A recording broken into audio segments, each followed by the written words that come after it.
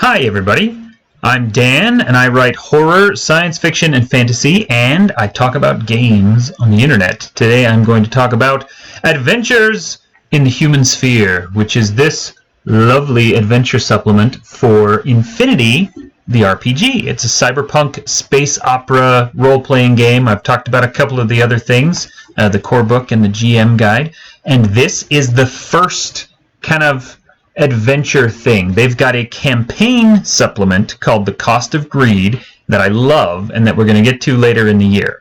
But the first thing is this. This is not a campaign. This is 10 completely standalone adventures. And a lot of these supplements will say, these are standalones, but you can string them together if you want. None of that nonsense in here.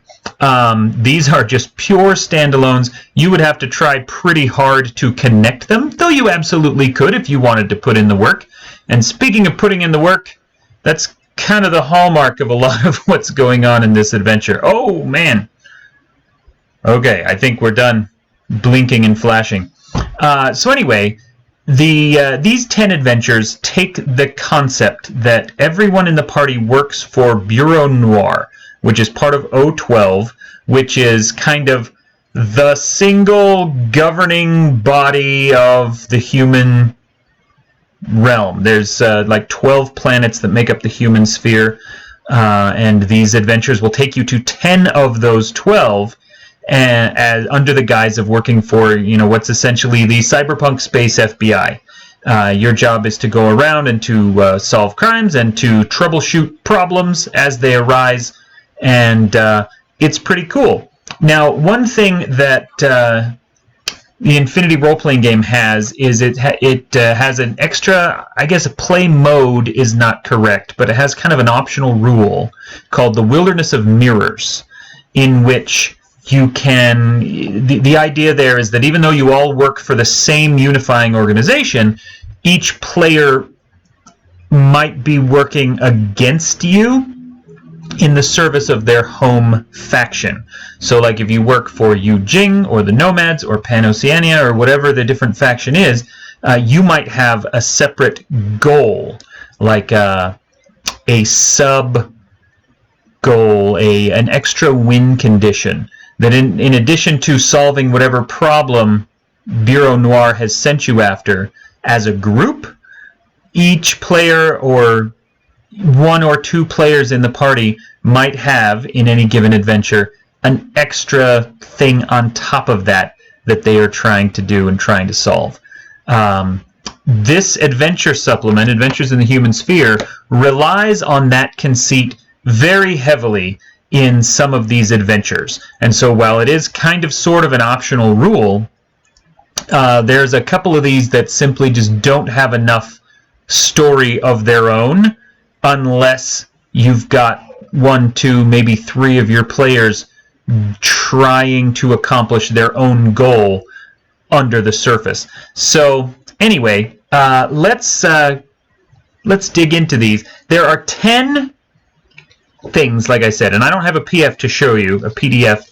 What I do have is this. Let's see. There you see that table of contents. 10 things. Each adventure. Oh, and now we're flashing again. I'm going to stop holding this up because it freaks out my lighting system.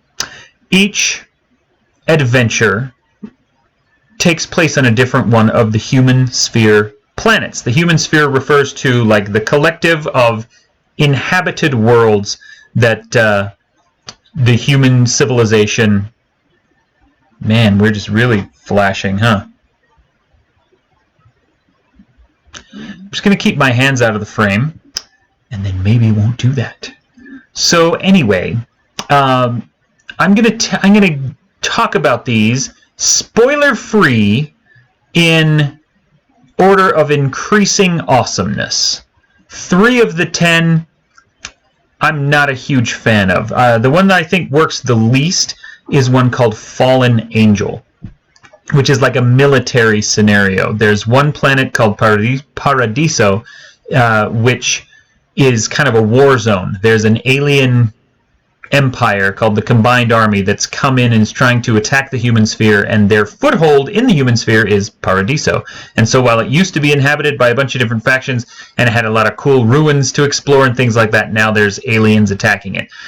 This fallen angel scenario has the characters crashed behind enemy lines on that planet, and you have to get out while dealing with a couple of other kind of unsavory human factions at the same time.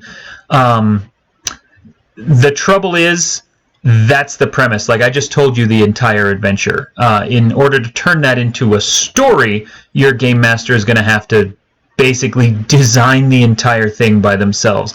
The game, as presented here, the scenario is just the first scene, and then a flashback, and then a couple of moving parts and go. So in that sense, it's kind of like a sandbox scenario in which they haven't provided you with any sand and you have to fill that all in yourself.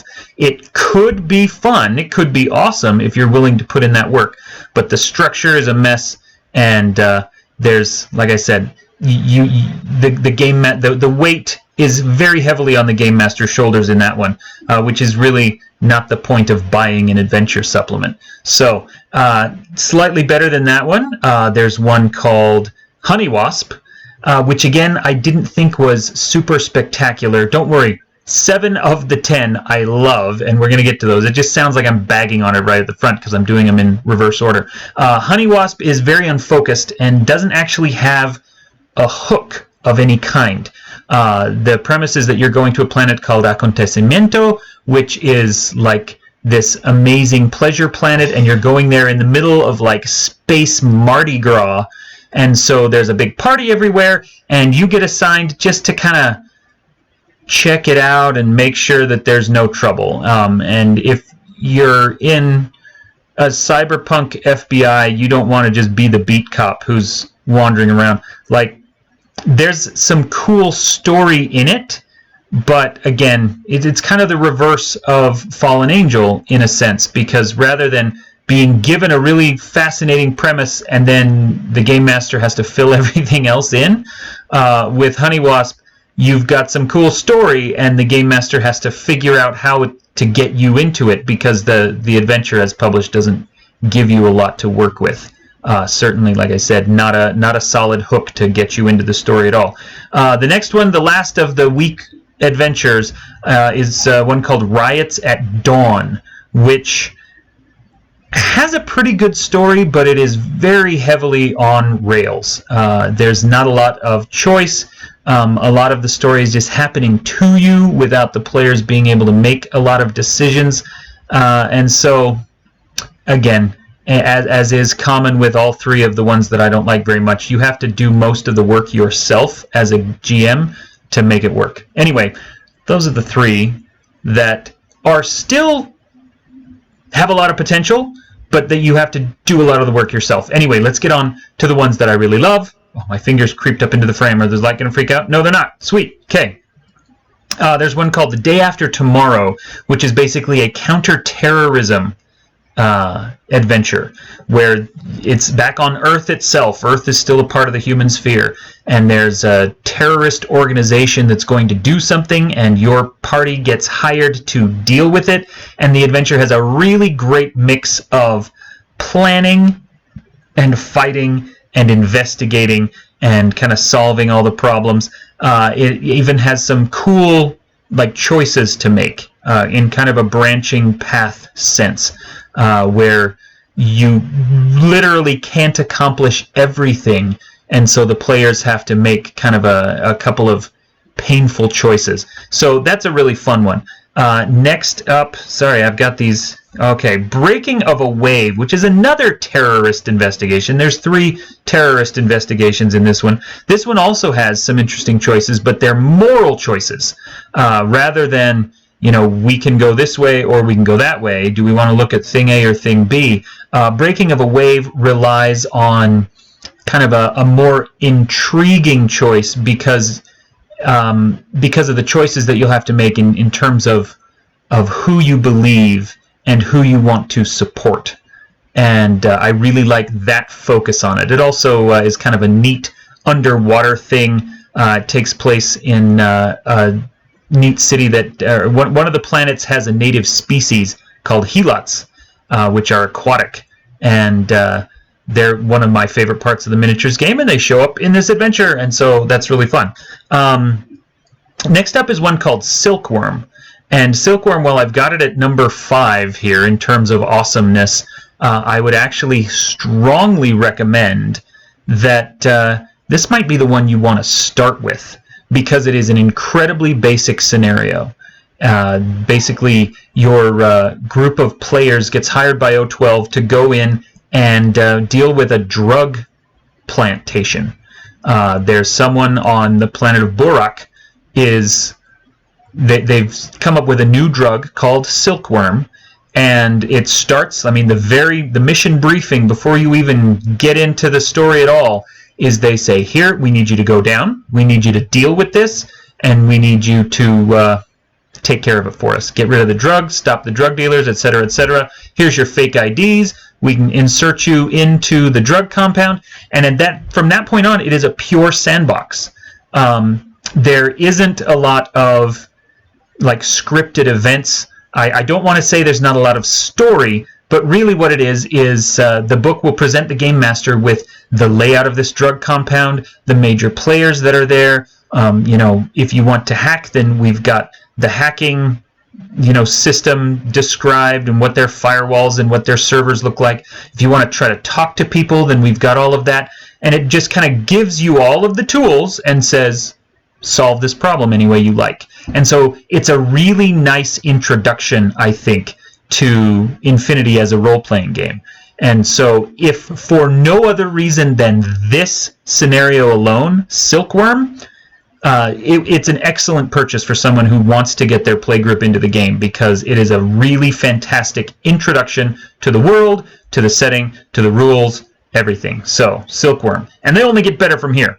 The next one after that I think is better. It's called Indulgence, which is very similar to Day After Tomorrow in that it is a counterterrorism investigation, but it's a much better one, which is not to say Day After Tomorrow is bad. I actually really liked that one. Indulgence is even better. It follows a very similar structure, but it does so with a little more intriguing idea behind it. The groups that you are dealing with and the way the investigation unfolds, the options that the players have. It's just a really well put together investigation, counterterrorism, nice balance, like I said, with the other one of planning things, of surveilling the situation, deciding exactly how you're going to approach it. Some of it is investigation, some of it is combat. Kind of like Silkworm, I guess, in the sense that you can go about it any way you want, but with more of a story underlying it. Really solid scenario that looks like a lot of fun to play through. Number 3 is called The Wreck of the Archon. This one I love because it's essentially a horror story. There's a ship that's crashed, and in your mission briefing, your little Bureau Noir agents are assigned to go and stop the people who found it from investigating any further. You don't want them poking around in it. Why not? Well, you'll find out when you get there. And once you get there, it really does turn into a horror scenario, almost a haunted house kind of a thing, with some really cool ideas behind it, a very cyberpunky feel to the horror. Fantastically well put together scenario. Number 2 is called A Cult of One, which I love, and it starts as just a basic kind of criminal thing. There's a very wealthy corporate executive that has called in a favor and pulled some strings, and so your space FBI agents from Bureau Noir get assigned to find her missing son. Not at all the kind of thing you normally deal with. You're very, we don't want to be here, we've got important things to do, and then it just unrolls this very intriguing, very fascinating story that the players get to discover as they go, and I'm absolutely not going to say anything about it, except that it's got some cool cyberpunk ideas, some very interesting technology, some really fascinating story elements and characters, and with the same kind of sandboxy feel that a lot of these really good adventures have, in that you can follow this investigation in any way you want. All the pieces are there. There's lots of red herrings. There's lots of clues. You don't have to follow a script in order to solve the mystery. You just have to kind of follow one clue to the next, and different clues will lead to each other in different paths, and so the players have a ton of options as they go through it. And there's a lot of great stuff. So that one's called A Cult of One. The last one's called AWOL. I think AWOL is the best adventure in this set. It is a very complicated adventure, and probably not the first one you're going to want to run. But it's kind of a standard, I don't want to say standard, it's a spy plot, essentially, that another Bureau Noir agent has gone missing, and you need to find him and figure out what's going on. And there are plans within plans. There's an incredibly twisty plot. It uses every aspect of the game system, whether it's social combat or physical combat, hacking. It uses, there's mysteries to solve. There are people to talk to. There are allies that you can win over or lose. It's a fantastic story. I think it's the strongest one in here. And there's just a lot of great stuff that you can do and learn and discover. And so there you go. So that's it. That is Adventures in the Human Sphere. There's the title of it down there.